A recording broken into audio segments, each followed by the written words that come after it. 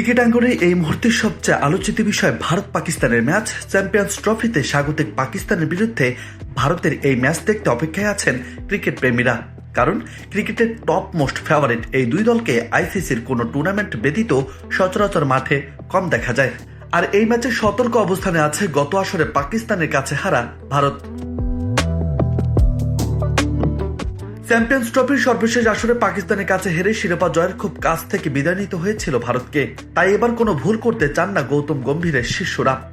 এই ম্যাচে দলকে নিয়ে বাংলাদেশকে হারানোর ব্যাটার শুভমান গিল বলেন, এই ম্যাচে আমরা অবশ্যই ইতিবাচক এবং আক্রমণাত্মক ক্রিকেট খেলতে চাই। এই উইকেটে 300 থেকে 325 খুব ভালো স্কোর হবে।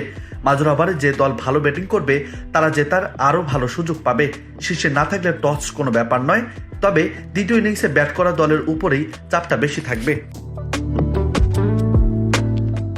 এই সময় তিনি আরো বলেন, ভারত পাকিস্তান নিঃসন্দেহে একটি বড় ম্যাচ, তবে ফাইনাল সবসময় যে কোনো টুর্নামেন্টের সবচেয়ে বড় ম্যাচ।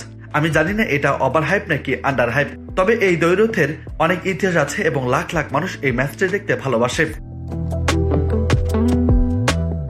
রোববার দুবাই আন্তর্জাতিক স্টেডিয়ামে বাংলাদেশ সময় দুপুর 3টায় স্বাগতিকদের বিপক্ষে মাঠে নামবে পাকিস্তান।